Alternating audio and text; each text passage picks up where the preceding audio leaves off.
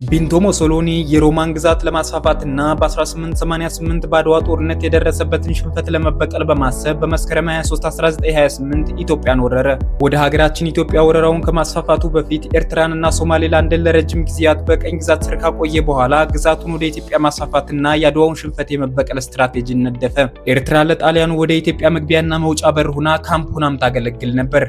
በ1988 በአድዋ ጦርነት ወቅት በ1928 ደግሞ በሁለተኛው ወረራ ወቅት ጣሊያን የተነሳችው ከኤርትራ ነበር። በተጨማሪም ጣሊያን በብዙ ሺህ የሚቆጠሩ ኤርትራውያንን አስከሪ በሚል ስያሜ በወታደርነት አሰልጥና ኢትዮጵያን ለመውረር ተጠቅማባቸዋለች።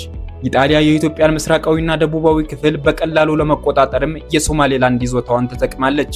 በኢትዮጵያ ወረራ ወቅት ጣሊያን ሁለት ዋና ዋና የጦር ግንባሮችን በመክፈት ነው ግጥሚያውን የጀመረችው። እነዚህም የሰሜኑና የደቡቡ ግንባር ሲሆን የሰሜኑ ግንባር ከኤርትራ ተነስቶ አዲስ አበባ የሚገባ ሲሆን እንዲሁም የደቡቡ ግንባር ደግሞ ከሶማሌላንድ ተነስቶ ኦጋዴን የሚገባ ነበር። የሰሜኑ ግንባር ለጣሊያን እጅግ ወሳኝ ነበር፣ ምክንያቱም አጼ ኃይለ ሥላሴና ሰራዊታቸው የነበሩት በዚህ አቅጣጫ ነበር። ማርሻል ፔትሮ ባዶጊሎ እጅግ ውጤታማ ግን ደግሞ እጅግ ጨካኝ ተብሎ የሚታወቀው ጀነራል ሲሆን የዚህ የሰሜን ግንባር መሪ ነበር። የኢትዮጵያን ጦር በባህላዊ ውጊያ ማሸነፍ ስላልቻለ በዓለም አቀፍ ደረጃ የታገደውን መርዛማ ጋዝ በሰፊው በመጠቀም በማይጨው ጦርነት የአጼ ኃይለ ሥላሴን ጦር ድል በማድረግ ግንቦት 1928 ዓ.ም አዲስ አበባን ተቆጣጠረ። በጀነራል ራዶልፍ ግራዚያኒ የሚመራውና ከሶማሌላንድ ተነስቶ የኦጋዴንን በረሃ አቋርጦ የገባው ደግሞ በደቡብ በኩል በራስ ደስታ ዳምጠው የሚመራውን ጦር ደምስሶ ሐረርና ድሬዳዋን ተቆጣጠረ። ሙሶሎኒ ለጀነራሎቹ ለራዶልፍ ግራዚያኒና ለፔትሮ ባዶጊሎ ያስተላለፏቸው የነበሩ መልእክቶች ጠራርጎ የማጥፋት እንጂ የጦርነት ብቻ አልነበሩም። ሙሶሎኒ በቴሌግራም ባስተላለፈው ትዕዛዝ ማንኛውም ተቃዋሚ በጭካኔ እንዲገደል ያዝዛል። ይህም ሲቪሎችን፣ የሃይማኖት አባቶችንና ማርከው የያዟቸውን ወታደሮች መረሸንም ይጨምራል። በተጨማሪም የመርዝ ጋዝ መጠቀም ተፈቅዷል የሚል ትዕዛዝ በተደጋጋሚ አስተላልፏል። ይህንንም ያደረገው የኢትዮጵያ አርበኞች በጫካና በየገደሉ እያደጉ የጣሊያንን ጦር ስላስቸገሩ በአጭር ጊዜ ድል ለመቀዳጀት ነበር። ኢትዮጵያ የጣሊያን መሆን አለባት፣ ካልሆነች ግን ባዶ መሬት መሆን አለባት የሚል አይነት የጭካኔ አስተሳሰብም ነበረው።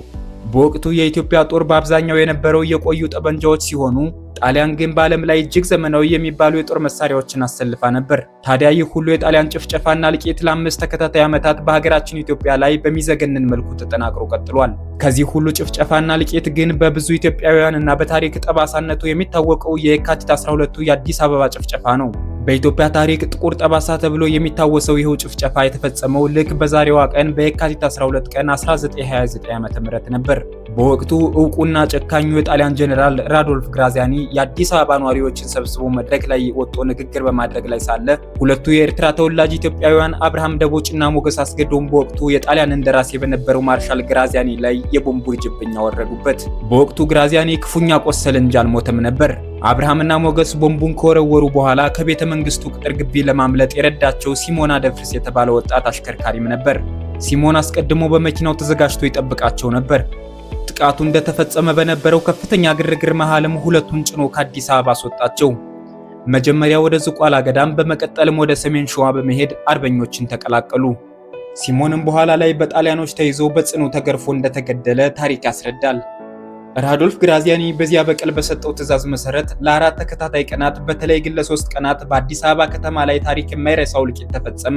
የጣሊያን ጥቁር ሸሚዝ ለባሾች በገጀራና በዱላ የከተማዋን ነዋሪዎች መጨፍጨፍ ጀመሩ።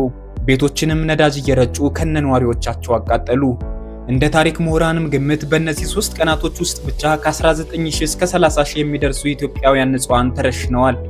ፋሽስቶች የሀገሪቱን የተማረ ሰው ኃይልና የቤተ ክርስቲያን መሪዎች ለይተው በመግደል ሀገሪቱን ያለ መሪ ለማስቀረት ሞክረዋል። ለምሳሌ 125 የሚጠጉ በውጭ ሀገር የተማሩና የሆልታ ሚሊተሪ አካዳሚ አባላት የነበሩ መኮንኖችን ረሽነዋል።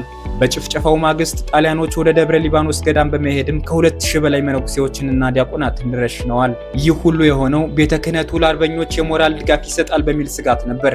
በአዲስ አበባ ውስጥ የነበሩ በርካታ ታዋቂ መኳንንትና የጦር መኮንኖች በቁጥጥር ስር ውለው ተገድለዋል። የደብረ ሊባኖስ ገዳም መነኮሳት ጭፍጨፋም የዚህ አካል ነበር። ግንቦት 1929 ዓ.ም ግራዚያኒ ከጥቃቱ ካገገመ በኋላ አጥቂዎቹ ወደ ደብረ ሊባኖስ ገዳም እንደሄዱና በዚያ መሸሸጊያ እንዳገኙ ወሬ ደረሰው። በዚህም ምክንያት በኢትዮጵያ ኦርቶዶክስ ተዋሕዶ ቤተክርስቲያን ላይ የጥፋት ዘመቻን አወጀ። ትዕዛዙም ማንኛውንም መነኩሴና በገዳሙ ያለ ሰው ሁሉ ይገደል የሚል ነበር። ጀነራል ፔትሮ ማሉቲ የተባለ የጣሊያን መኮንን በታጠቀ ጦር ገዳሙን ከበበው። በዛ ጭፍጨፋም ከ400 በላይ መነኮሳት ከ100 በላይ ዲያቆናት በተጨማሪም በገዳሙ ተጠልለው የነበሩ በርካታ ሰዎች በአጠቃላይ ከ2000 በላይ ሰዎች በዛለት ተገደሉ። ዓላማው የኢትዮጵያ መንፈሳዊ መሪዎችን በማጥፋትና የህዝቡን ነጻነት ወኔ ለመስበር የታለመ ነበር። ከአዲስ አበባው ጭፍጨፋ የተረፉ በርካታ ኢትዮጵያውያን ወደ እስር ቤትና ማጎሪያ ቤቶች ተጋዙ። በሶማሊያ ድንበር አካባቢ በሚገኝ እጅግ አስከፊ ማጎሪያ ካምፕም በሺዎች የሚቆጠሩ ኢትዮጵያውያን በረሃብ በበሽታና በግርፋት እዚያው እንዲያልቁ ተደረጉ። ኖክራ በተባለ በኤርትራ ቀይ ባህር ላይ በሚገኝ ደሴት ላይም የኢትዮጵያ መኳንንትና የተማሩ ወጣቶች ታስረውበት የነበረ እጅግ ጨካኝ ቦታ ነበር። በወቅቱ ሀገር ጥለው ሸሽተው የነበሩት ንጉሠ ነገሥቱ ሰኔ 23 ቀን 1928 በስዊዘርላንድ ጄኔቫን በሚገኘው ዓለም አቀፉ የመንግስታቱ ድርጅት ፊት ቀርበው ያደረጉት ንግግር በታሪክ ይታወሳል። ጣሊያን በኢትዮጵያ ላይ የፈጸመችውን ግፍና መርዛማ ጋዝ አጠቃቀም ለዓለም አጋልጠዋል። ዛሬ በእኛ ላይ የደረሰው ነገ በእናንተ ላይ መድረሱ አይቀሬ ነው በማለትም ዓለም አቀፍ ስርዓቱ ካልተከበረ ለሁለተኛው ዓለም ጦርነት መንደርደሪያ እንደሚሆን አስጠንቅቀዋል። ንጉሠ ነገሥቱ እንግሊዝ ሀገር በስደት በቆዩባቸው 5 ዓመታት ውስጥም ብዙ ሀገራት የጣሊያንን ወረራ እንዲቃወሙ ከፍተኛ የዲፕሎማሲ ስራ ሰርተዋል። በኢትዮጵያ ውስጥ ከነበሩ አርበኞች ጋርም በደብዳቤ ይገናኙ ማበረታቻም ይሰጡ ነበር። በወቅቱ ለ5 ዓመታት የኢትዮጵያ አርበኞች በዱር በገደል በፈጸሙት ተጋድሎ ፋሺስት ጣሊያን ኢትዮጵያን ሙሉ በሙሉ እንዳይቆጣጠር አድርጎታል። በ5 ዓመቱ ወረራ በርካታ የሀገር ውስጥ ከሃዲ ባንዳዎች ከውጭ ኃይሎች ጋር በማበር ወገናቸውን የጨፈጨፉበት ጊዜም ነበር። በመጨረሻም ሁለተኛው የዓለም ጦርነት ሲፈነዳና ጣሊያን የእንግሊዝ ጠላት ስትሆን የእንግሊዝ መንግስት ለኢትዮጵያ ነጻነት ድጋፍ ለመስጠት ወሰነ።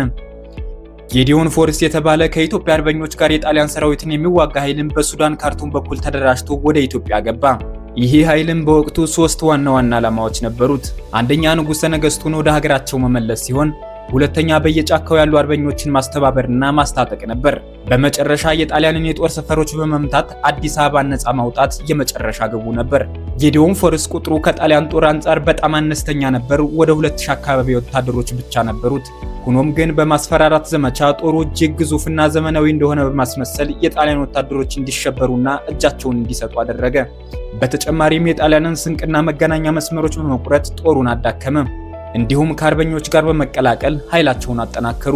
ጥር 1933 ዓ.ም አፄ ኃይለ ሥላሴና ጌዲዮን ፎርስ ኦሞይድላ ከተባለ የሱዳን ድንበር ቦታ ተነስተው ወደ ጎጃም ገቡ።